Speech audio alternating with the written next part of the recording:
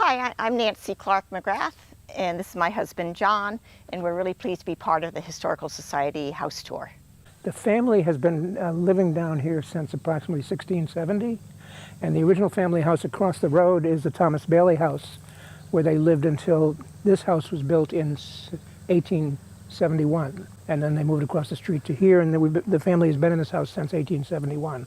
Nancy's family has been down here for 12 generations now. So the outside of the house is as I've always remembered it. About 12 years ago, we renovated the kitchen dining room area in the south end of the house. So that's really the only changes that have gone on.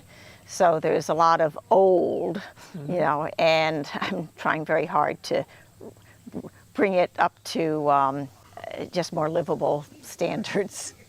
What people like most about the house is the cupola or widow's walk that's on top. And whenever we have guests come or friends and family come, everybody always wants to go up there, especially during a hurricane where it's sort of shaking the whole house. So it's really a special place and a fun part of the house. Yeah, the reason it has a widow's walk is two of Nancy's ancestors were sea captains on whaling ships out of New Bedford and Newport back in the 19th century.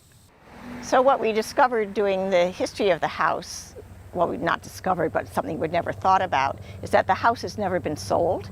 It's just always gone from generation to generation, so that there are very deep roots here.